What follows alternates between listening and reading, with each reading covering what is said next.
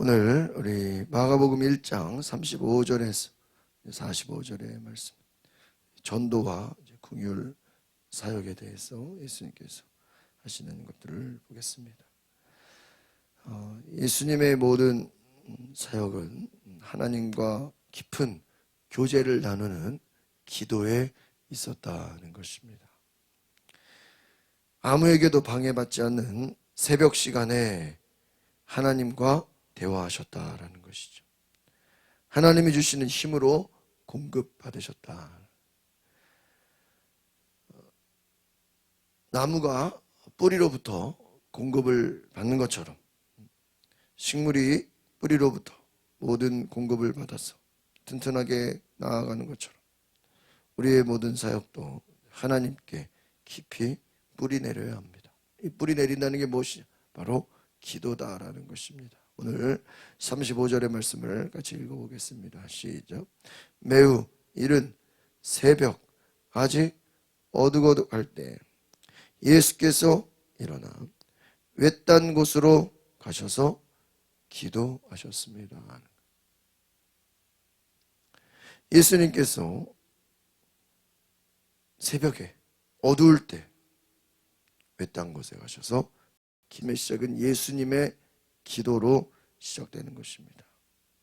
기도의 중요성을 보여주는 것이죠. 모든 사역의 중심은 기도다라는 것입니다. 기도는 무엇입니까?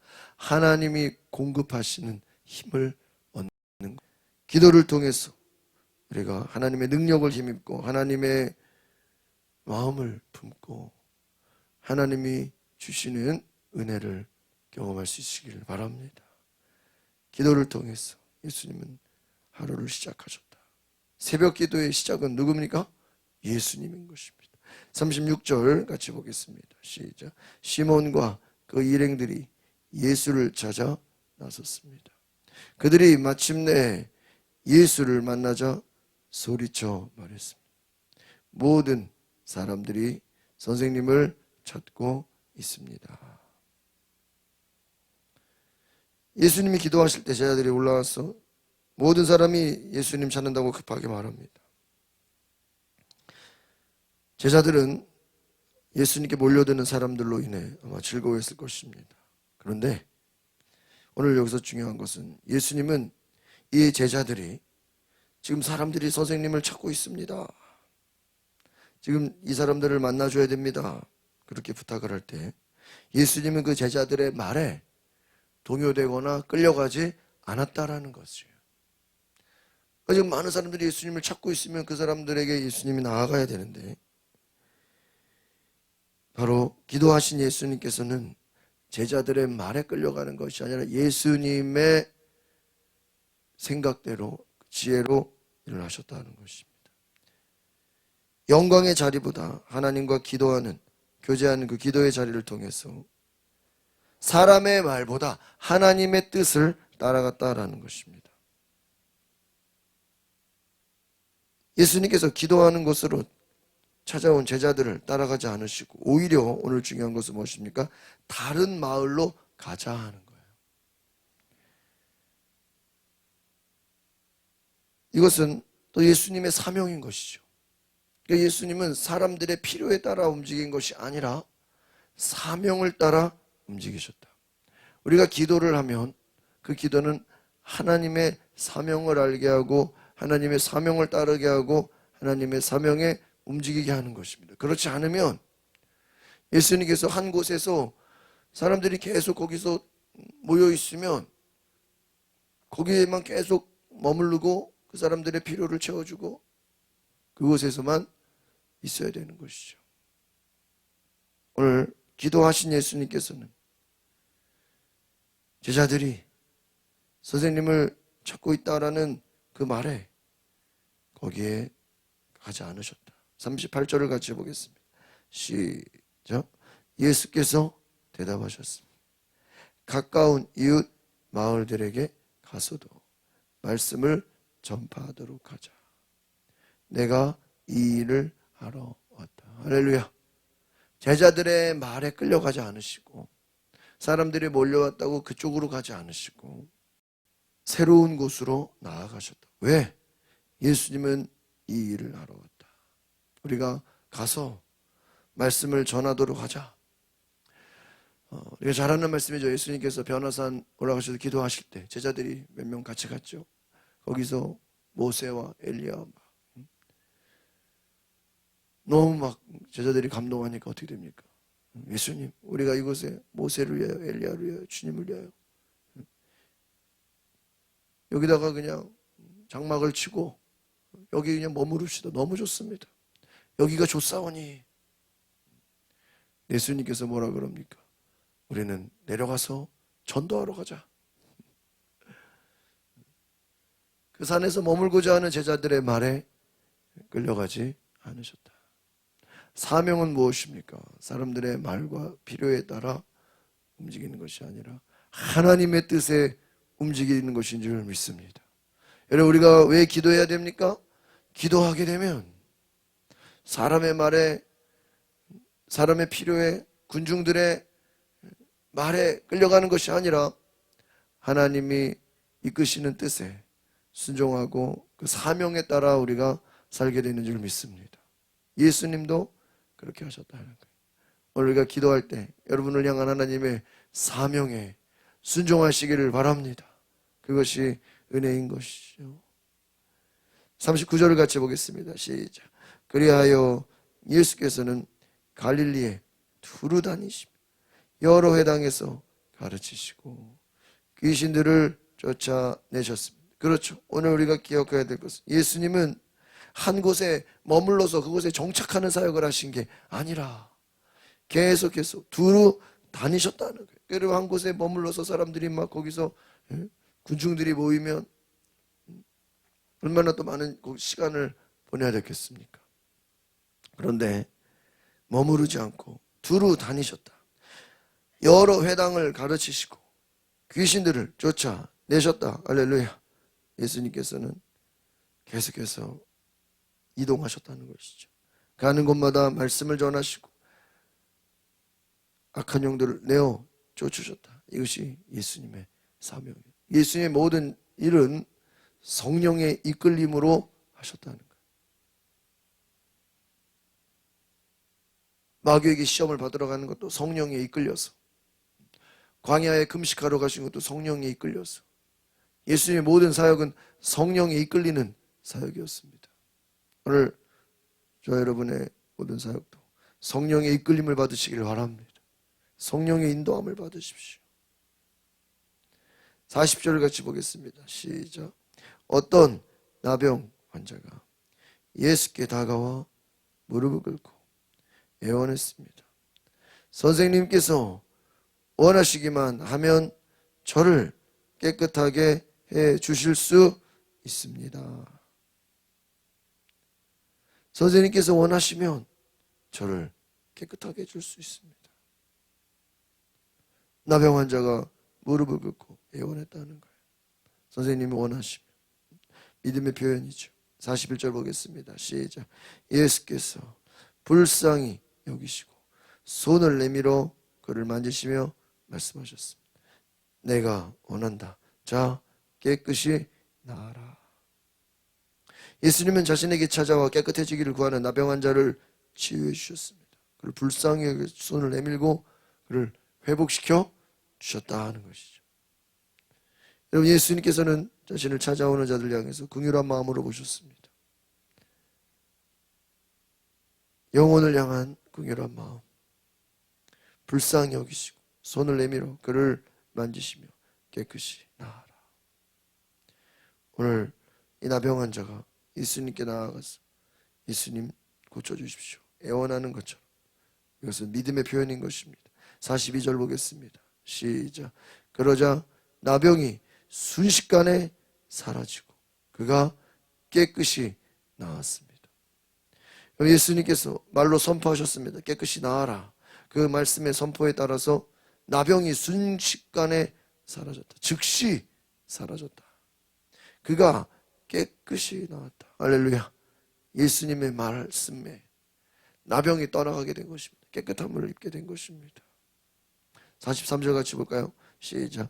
예수께서는 곧바로 그를 보내시며 단단히 당부하셨다.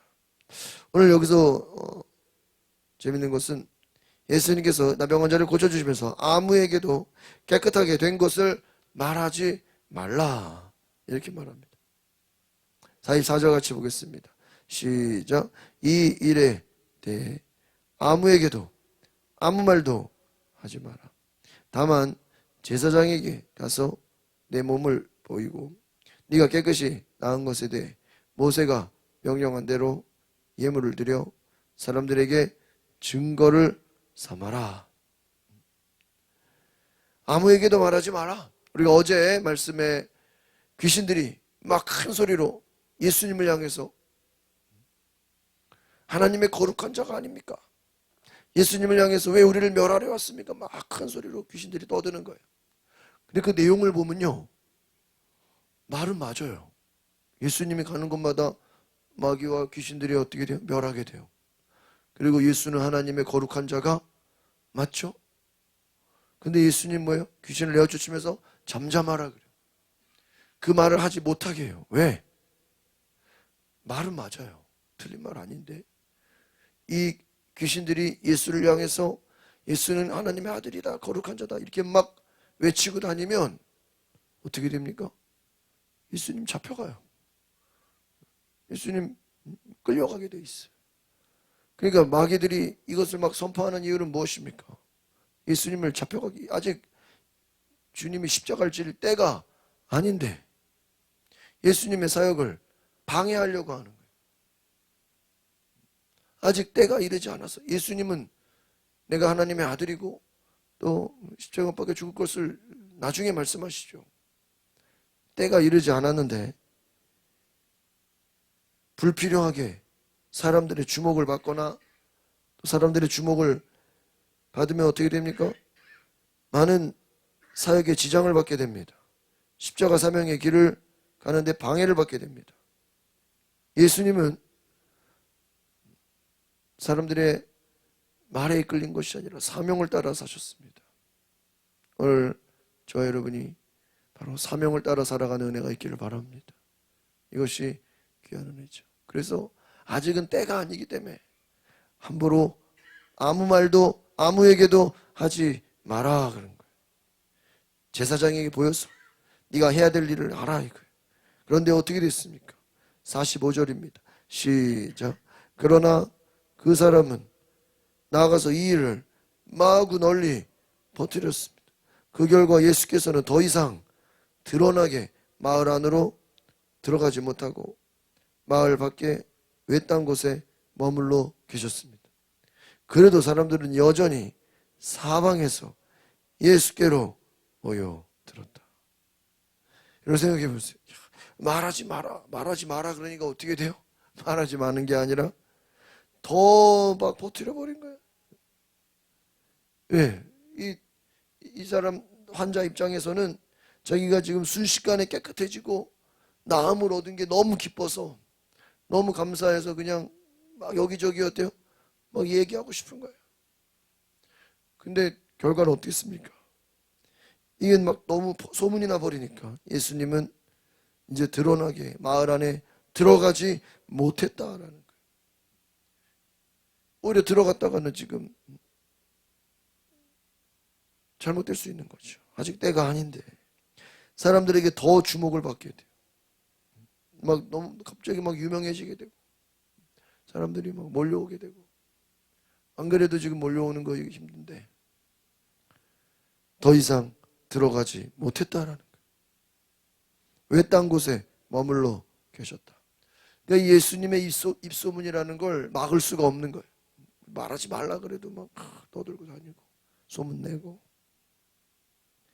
그래서 사람들은 여전히 사방에서 예수께로 모여들었다. 예수님께서는 사람이 주는 인기 그 모든 것에 끌려가지 않으셨다는 것이죠. 오늘 예수님은 사명을 따라 사셨다. 사명에 따라 죽고 사명에 따라 살고 하나님의 뜻으로 움직이셨다는 거예요. 오늘 우리가 이 예수님의 사명을 따라 사는 사역은 어디서 온 것입니까? 기도에서 온 것입니다. 기도하지 않으면 우리는 사람들의 말에, 환경에, 여러 가지 벌어지는 일들에 그냥 끌려가 버리게 돼요. 끌려가 버려. 누가 이 말하면 여기에 휩쓸리고, 누가 뭐라 그러면 저기에 휩쓸리고, 사람에게, 환경에 끌려가는 인생이 되지만, 기도하는 사람은 예수님처럼 환경에, 사람들의 말에 이끌려가는 것이 아니라 하나님의 뜻에 이끌려서, 성령에 이끌려서 한 곳에 정착하지 않고 또 말씀을 전하고 그 하나님의 때를 알게 되고, 사명을 따라서 또 예수님께로 오는 자들을 또 예수님은 치유하시고, 주님은 아버지의 뜻을 행하러 오신 것이지 사람들에게 이 말 저 말 끌려다니고 누가 이 말하면 거기에 영향받고 그것이 아니었다라는 것입니다. 사명을 따라 사는 삶은 기도하는 사람인 것입니다. 하나님은 그 기도하는 사람을 통해서 사명을 주시고 흔들리지 않는, 여호수아가 너는 좌로나 우로나 치우치지 말라, 끝까지 믿음으로, 오늘 저 여러분도 기도를 통해서 환경이나 사람들의 말이나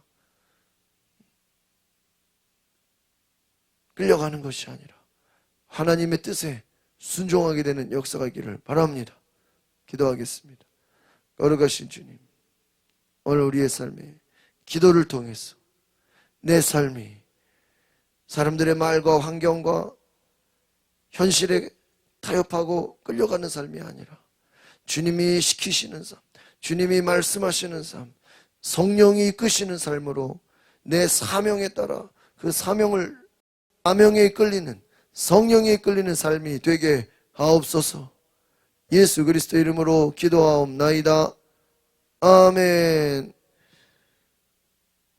우리 시간에 기도하실 때 하나님, 우리도 예수님처럼 사명을 따라 살며 사명을 따라 순종하며 사명에 이끌리는 하나님의 사람이 되게 하소서. 2024년이 하나님이 나에게 이끄시는 사명을 따라 순종하는 역사 있게 해달라. 주의 한번 부르고 동성으로 기도하겠습니다.